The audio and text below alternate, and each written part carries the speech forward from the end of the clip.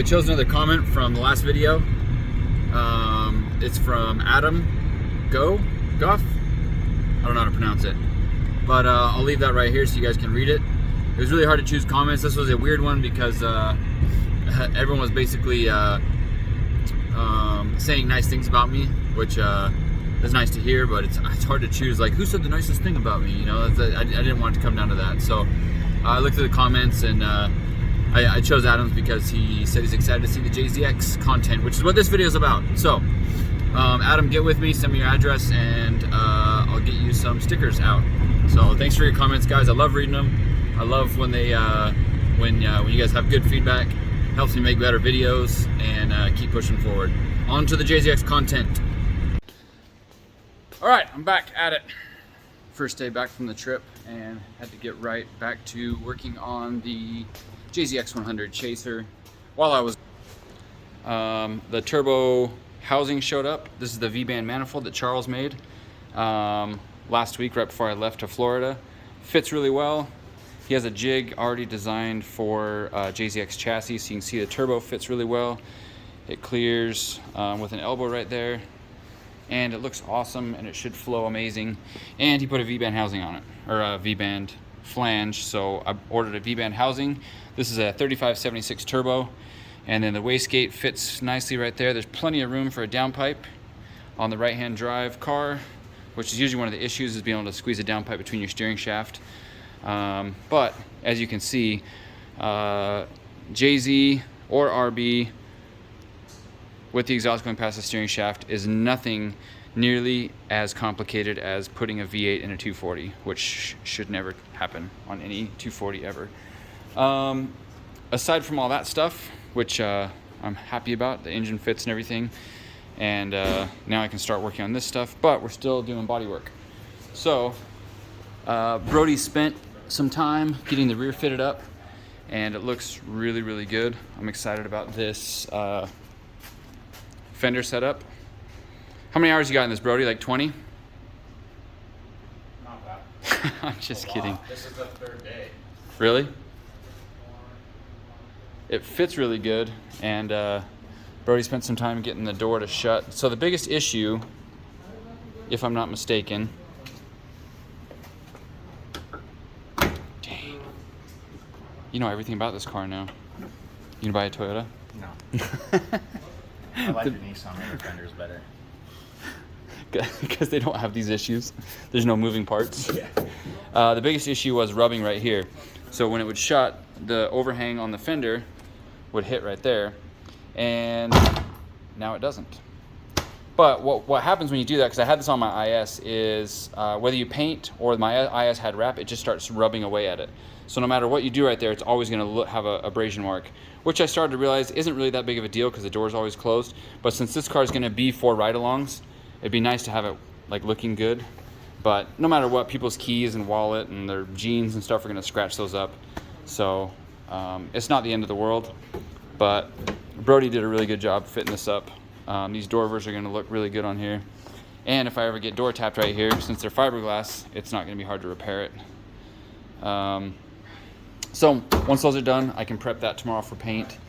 I've sprayed Brody's car today. His Sylvia has everything prepped, so we sprayed that first. This one's gonna have to get prepped tomorrow. Still have this other side to fit up. But man, these fenders look really good on here. I just want to see this car all one color with taillights and headlights on it and stuff. Another problem I had was this heating air conditioning. I don't know if I showed that on my last video, but like this piece broke off right there, so that doesn't really fit. What else was it? Nice. There was something else about this. Oh, the heater core, the heater hose was broken. For some reason, this isn't lining up right now, and one of the heater hoses is broken off in there. So the heater core doesn't work, which I could leave for another time, but if I'm putting the whole car together, I'd rather just have one. So I ordered one on eBay, and it was supposed to ship from Japan, and it still hasn't shipped. So that may not show up in time, so I may end up having to pull the dash out in the future and redo that. but I would like this car to have AC in the future also. So I'm trying to get everything to work properly on that side of things. What else? What else? Oh, somehow in the getting everything prepped, Wes disconnected the trunk latch and then shut it, and so we were unable to open the trunk. I don't actually know how he got it today, but he spent quite a bit of time trying to get the trunk open. I think he unbolted the latch somehow through the, I don't know how he got his hand in there, but that sucked.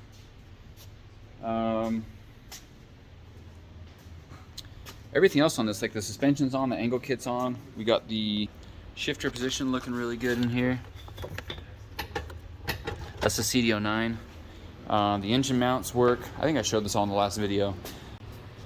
One of the other big issues we ran into was, we're still dealing with it. Me and Sam have spent quite a while trying to figure out how to get this trim off. And supposedly it just pulls right off. Like an S13 is pretty easy. You take out one screw, there's some clips, but it pulls out because they're weak Nissan clips. These Toyota clips feel like it's gonna break every time I pry on it. Like, well, the clips don't feel like they're gonna break. They're super strong, but it's really hard to get them. I mean, we've got it to move a little bit, but like, it's just a huge pain. Let's see if I can show you. You help me lift this door, Jake?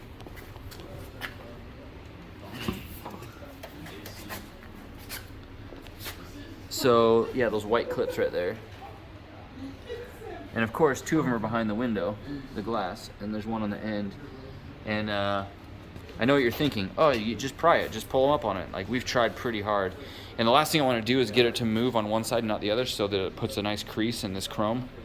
So we're trying really hard to get it to lift and then move along and just keep lifting it up. And it's not. But I'll bet Jake can figure it out. Blacktop. What? Jake's nickname is Blacktop. Laptop? Blacktop. Why? Got it in junior high. Because For he what? was big and he had a shirt that said Blacktop. One time Jake told me a story where he roughed up this kid on a fence, threw him over the fence. Don't mess with Jake. His nickname Yeah. is Blacktop. I'm scared of Jake and Brody. Both these guys have told me stories. What about you, Kelly? Are you tough? No. We'll find out. Yeah, fight Jake. Okay. Jake, fight me! Jake will lift you up with, he'll lift you up with his fist and shake you down for your lunch money. Yo, can we practice this? Come here. Grab him by the collar with one fist. Oh, Jake! Oh, heavens! Okay. Love you, buddy. Oh, sorry. All right, so Jake figured out the trim. There's these little white clips on there. We had to break one of them to figure it out, but you see the rest of them. They clip up inside of there. Focus, focus, focus. There you go. It clips up inside of there, and then it has these tabs that go inside the door. So, let me flip the camera. Can you hold that? I'll show on this side. Yeah, so there's this square hole, and then these slide down into there. So the plastic clips, we thought the plastic clips stayed with the door, but they actually stay with the trim. And so it's kind of working backwards. So yeah, to put it in, they slide in. So I guess really, the way they release the best is if you twist this back like that as you pull up. You pull up and twist that back, and they should pop up. In theory, it didn't really work in practice for us, but there was a lot of prying, and we used a pick tool to get down in there. But I really don't want to snap it back in. So I'll show you guys when the door is green and we put it back together. But I hope that's helpful. Nobody's gonna be able to find that information in the middle of this video when they're looking for it, but if you have a JZX and you're ever trying to take these off, which you absolutely should if you're ever painting your car, that's how it works. It's a huge pain. So we caught up with Wesley McCullough. He's the hero that saved the day by opening the trunk. He's also the one that caused it, so he was fixing his own problem. Explain to me how you did it, Wes. I was filming last night, like, I don't know how he got in there. No idea how he fixed it, but he started telling me, and I was like, stop, I want to hear about it on camera. Yeah, just stop before you go any further. All right, tell me. Okay, so what I did was there's that vent on the side of the trunk there. Uh-huh. Or like at the bottom of the car, like under the bumper, it's always hidden. Took the two self-tappers holding that thing on, that was slightly broken too.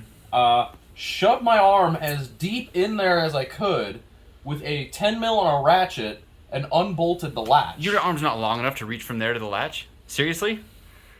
Wow. Yeah. Well, yeah, I think it's like right here, and then the latch was like here. Is it? Yes. I'll have to go look at it. Yeah. But Dang. yeah. So you got took, him. you unbolted the latch and got it to open? Yeah. Wow. Yeah. Thought we were going to have to cut the trunk off the car. I know! I was about to tell you, just cut a freaking hole right there. Jeez. Yeah. Well, I'm glad it worked out. Good job, Wes. Another day of painting. This time we're getting my car ready to paint. Ooh, I love it. I love that view from the front. Engine's in place, the turbo's in place. Everything's looking good. Now we just got to get the rest of it going. This thing is stripped down pretty well. Got to cut the windshield out. William let me borrow his tools, so I got most of it cut out, but I couldn't reach the bottom. He's gonna come finish that off. He's gonna cut the back glass for me.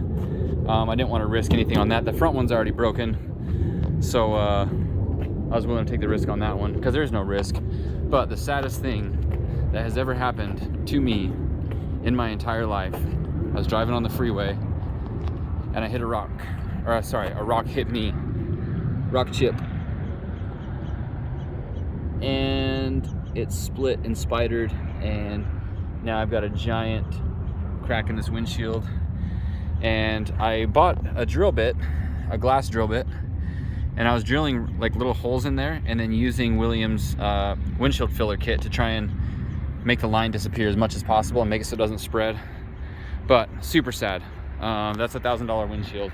I have a brand new one for that, but I don't have a brand new one for that. So that really sucks. But the plan is to get this prepped and ready to spray. I'm gonna spray it hopefully from primer to clear all tonight. I'm not big on painting in the dark, but I'm running out of time, so I'm gonna have to do it.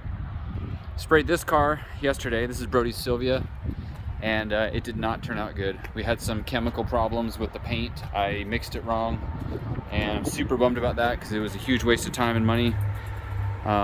It's also like, it's a really cool purple. Like, it has some pearl in it, and I don't really spray pearl. Like, I don't claim to be great at painting or body, but when I paint my solid green colors, I can do pretty well because if there's little mistakes, you can't really tell. But with this, little mistakes really show up, and I lost a lot of confidence in my paint abilities by painting that car. So most of that's gonna get redone.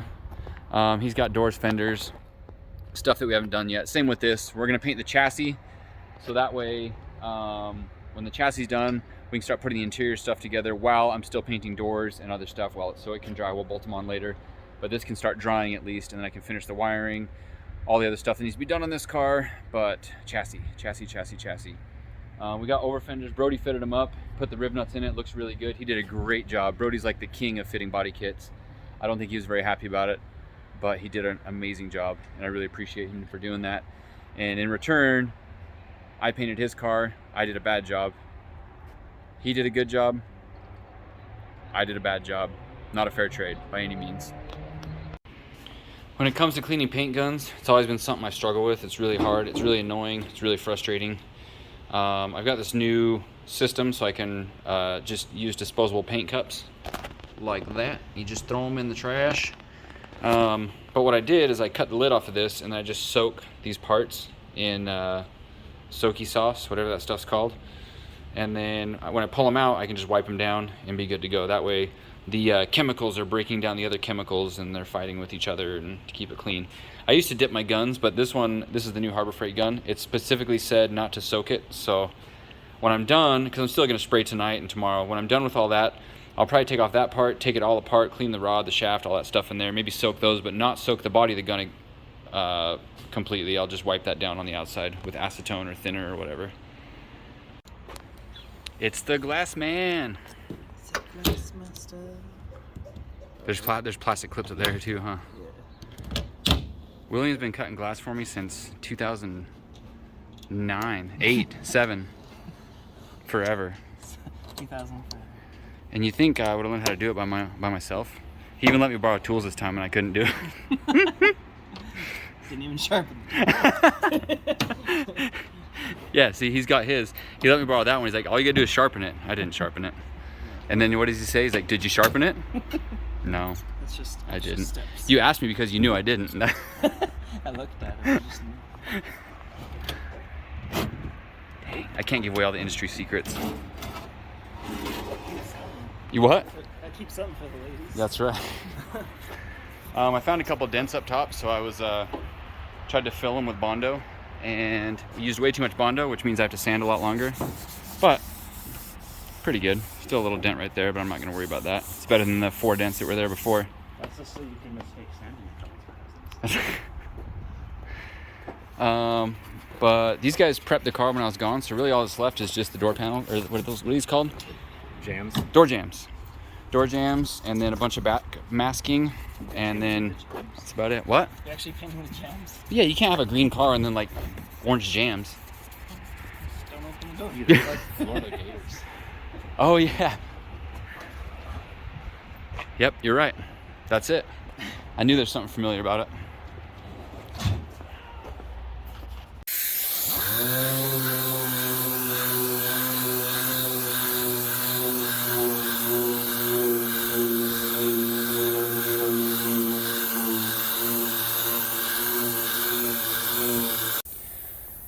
Alright, it's midnight and I'm finally getting around to painting this thing. I'll probably do primer tonight, maybe color, but I'm going to wait till tomorrow to do clear. But this is the last time this car is going to be this orange color. And I won't miss it one bit.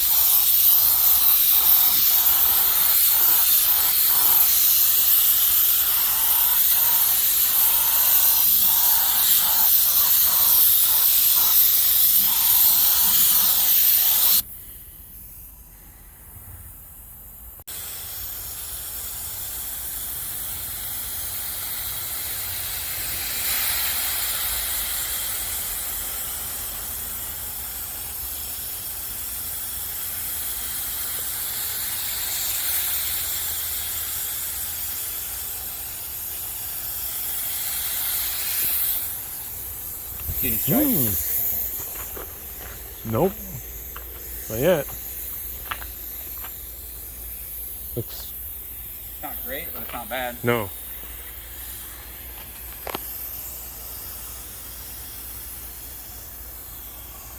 Got the right amount of texture.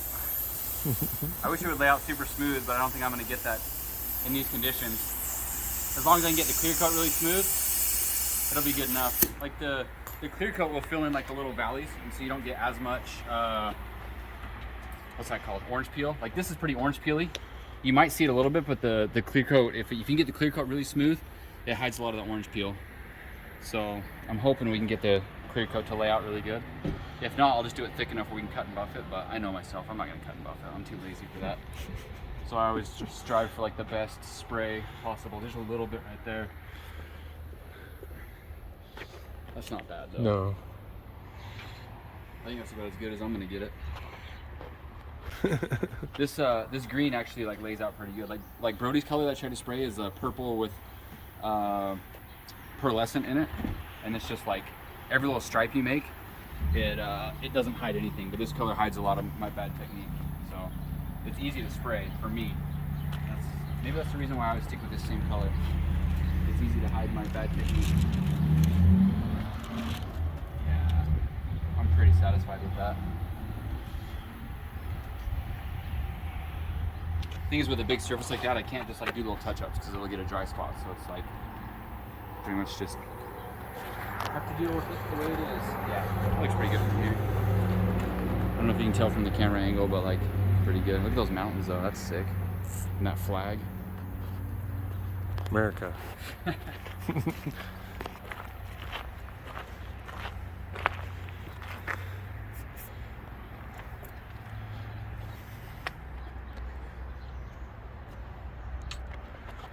too many bugs either.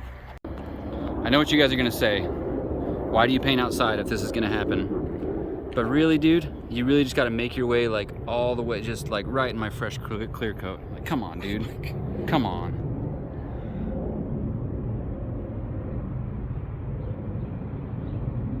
Gosh, come on.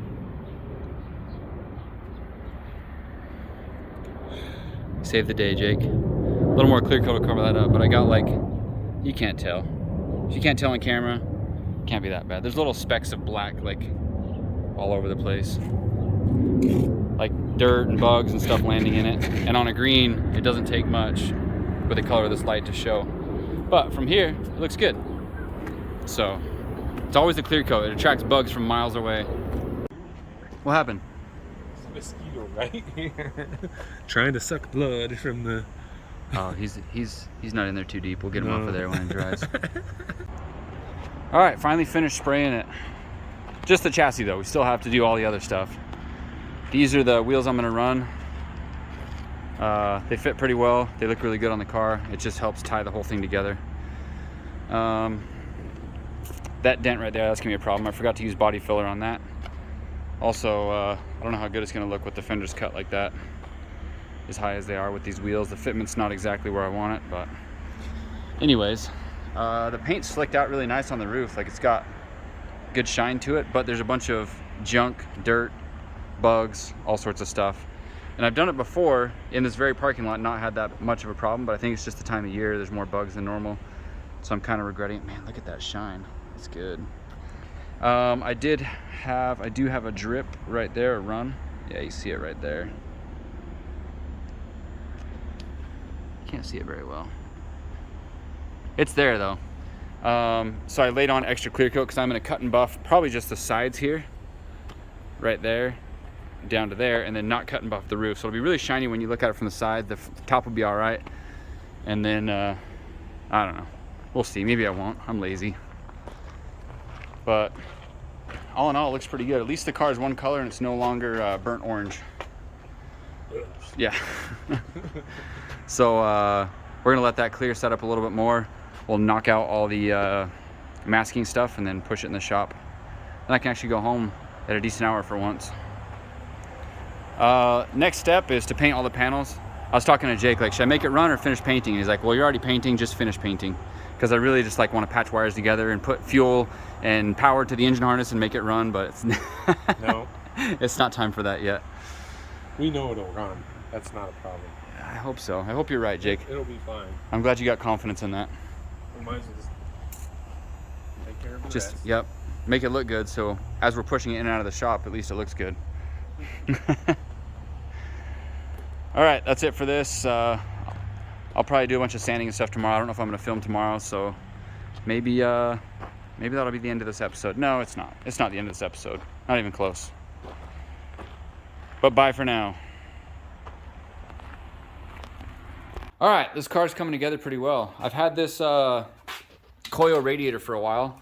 I honestly don't remember who I got it from.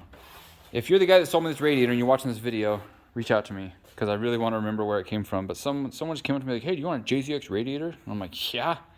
Now I'm really glad I bought it, because it's a brand new coil. It's a dual pass, triple pass, whatever. It's welded somewhere on the bottom. There's a plate in it. Pretty stoked on that. And it looks sick, and it fits this car really well because it's not like my typical eBay radiators. It's a step up from it. So I'm hoping that works pretty well. I was gonna do like the JZX clutch fan and all that stuff, but I think what I'm gonna do on this one instead is just use a Taurus fan and just keep it electric and ECU controlled. But we modded this upper water neck so that it points pretty close there. I mean, it turned out all right. It's not perfect, but not bad at all. And then obviously most lower radiator hoses fit on every chassis I've ever done for a swap. So that fit up perfectly. So things are coming together that way. I've got this intercooler I've got to mount up. It should be pretty easy with these brackets, and we'll just do a bracket up to here. That's going to work out really well. The car is drying from paint. It's pretty much all the way dry right now. I started putting trim and moldings and stuff on, but I realized before I put the last one on, the coolest part about this whole car is these chaser plates right here. I love it. Makes it look so good. What have I done here? Oh, all right. Yeah, the coolest part of this car is this this plate I just dropped on the ground. Snap, snap, snap, snap, snap. All right. Look at that. It's all coming together. I love it. This car's so good. Now, I should paint the doors. Kind of the cart before the horse kind of thing. All these pieces need to be painted still, but I really wanted to get to the point where this car was like coming together and like actually looked good. We put the taillights in it so that I could look at it and be like, yeah, that's cool. Which is what I'm doing right now. Like, look at this. Yeah, that's cool. And yeah, next thing before I do anything else is to put big wheels on it, so then I'll be like, yeah, that's cool again. But I think tonight it actually started raining a little bit, so I'm not gonna paint this weekend. I'm gonna dig out this wiring harness from in here and start laying it out through the whole chassis. I'm gonna get all these parts that have been stored in here, get them out of the car, and start laying out where all the wiring's gonna go, and put it in place and all that stuff. It's gonna be quite a chore, but it needs to be done either way, so it's gonna be a fun night. All right, so me and Skylar got the seat bolted in. I'm dragging Skylar into this because it was kind of a mess. All right, it's fine with me. I found some random bolts. They were the right bolts, right size bolts. We were able to get those two in pretty well. The back ones were not so easy because this is IS300 carpet, and the carpet was kind of in the way. And so I tried trimming it out of the way, and it didn't really work that well.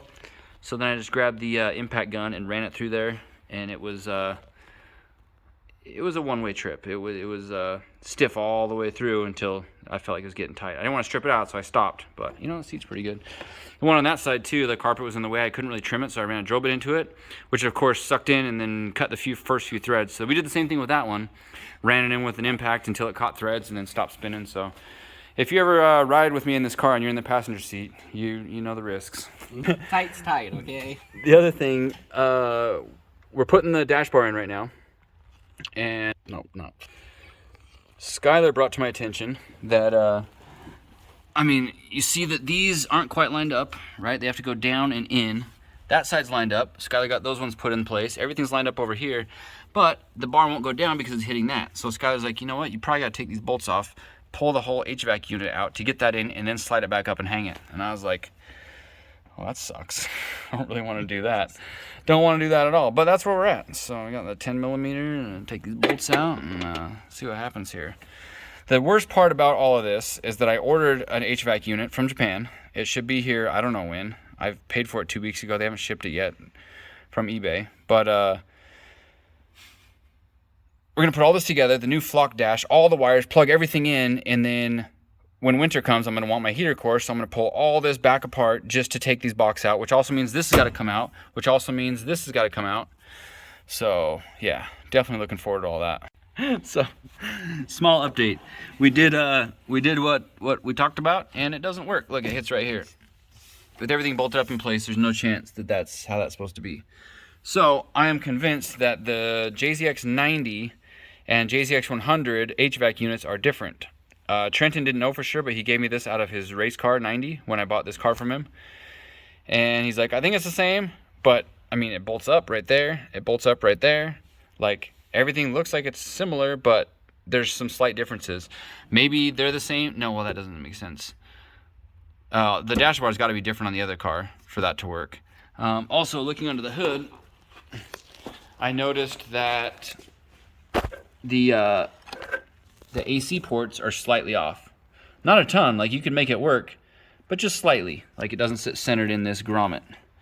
So I wondered about that, but I was like, oh, I must need some more adjustment inside. But now that we're finally in place, I know that that's not right. So they've got to be different. So I really got to wait for that one to come from Japan. But I'm not going to wait for that to build the car. So we're just going to pull it out, leave it out, and keep moving along with everything else. All right, so we're getting some progress made on the wiring side. We got the fuse box in place. I got to find a lid for it. I don't know if I have one or if I'll take it off my other car. This car's more important. But this hole's not too far off. I mean, you see what's happening is it's hitting our giant monstrosity of a deep motor intake manifold. But that's just like a bundle of wires, so we can kind of force that and push it a little bit. We could really like break this plastic if we had to and tweak it a little bit. But I'm gonna see what we can get away with where we're at right now. We're not too far off our hole down there. You see there's our hole, and that's where the hole is in the thing. And push it in place, and it'll go with the pry bar. And then this, same thing, there's a hole somewhere around here. We're not too far off. So that I'm not too worried about either. So that being in place, we didn't take this car apart, so we're trying to figure out where everything goes. You know what, we really could have gone and looked. I have another JZX outside. We could have just referenced. Okay, but either way, we figured it out, right? We've got this running through here. It comes out, it goes up and over. We even got our fancy orange clips to fit again. They've got orange overspray on them. That really sucks. I don't know what I'm gonna do about that. But I can't leave it like that. It looks terrible. I was just saying, like, what's the best way to make a freshly painted engine bay look bad is to put all the stock junk back in it. But we got it all run through here. We got it up. We got the lights coming out all the way over to here. So it fits up and goes up and over the wheel well. This is the problem we have to deal with. That's one side. And there's the other side. So I don't know exactly how many wires that is, but that's a lot. And I gotta patch those all back together. Fortunately, I thought this one was in the wheel well. It's gonna be inside the car, so I can afford to have it be like a big bundle and not be in the way of anything. Maybe the HVAC box, I don't know. It's gonna be right in the way if we're trying to go to put the HVAC box in after I do all this stuff, and it's gonna be right in the way. That's fine. I don't know if the headlights are gonna clear right here. I'm wondering, I'm trying to fit this clip right in here, and it's not really like wanting to tweak in there the right way. Like, almost like this needs to be notched out, which doesn't make sense because you shouldn't have to notch it out.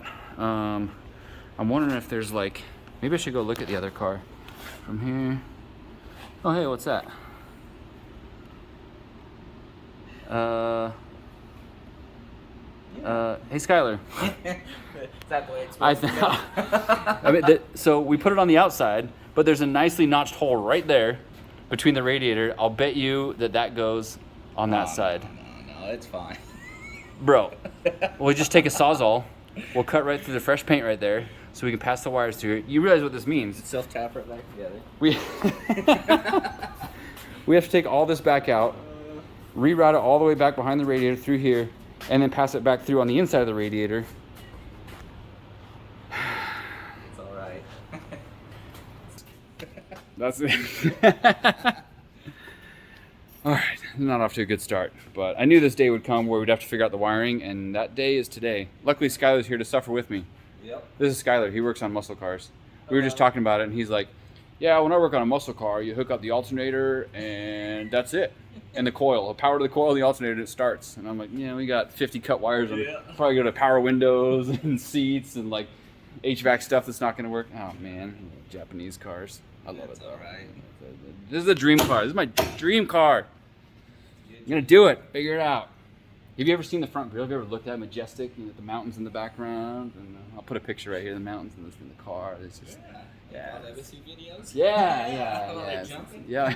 No, that's probably where this came from. This car's probably been junked. That's why it's bent right here and right there. Yeah. Not to mention whatever Trenton did to it. He let LZ drive it and he crashed it. Oh, that's fine. No, it's not fine. This poor car. We'll give her a second chance at life. Now I get to crash it. All right. So we got the interior wiring figured out, kind of.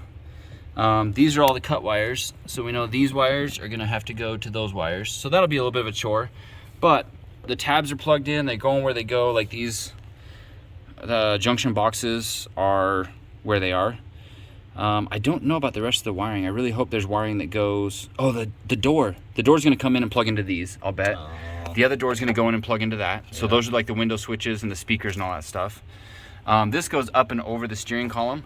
So we're gonna have to pull the dash bar out again, but then we'll go up and over with that. The fuse box is gonna go fall in place right down there. There's gotta be a wiring harness that goes to the back. I guess that's what these are, huh? And is there one on the floor over there that goes back and under? No? Don't look like it. Okay, that's what I'm worried about, is like what goes to the back of the car. What is all this? This is not good. I just noticed this. That's not, is that ABS? Please tell me that's ABS or traction control or something. ABS and TRC. Perfect. I believe the speedometer and stuff goes through here. Not So this might be, this might end up being a GPS speedometer car. I do not want to hook up 1,000 wires, and there's no chance I'm going to find a schematic that I can read in English to tell me what all 100 wires are in there. So there's a small issue. Also, I don't know what goes to the back. We got to figure out what goes to the back. We got all these wires up here. Those probably go down and plug into something. Like that's going to plug into one of these probably. But something has to go to like the tail lights and like the rear speakers, the rear doors. But we'll figure that out tomorrow. I think I'm calling it a night tonight. Thanks for your help, Skylar. You're welcome. Anytime. And said he wanted me to come home and hang out. So I'm going to go home and hang out with my son. Let this paint dry a little bit more. I didn't get to on the doors and all that other stuff. But that's it. My son's calling me right now. So I'll see you guys tomorrow. Bye.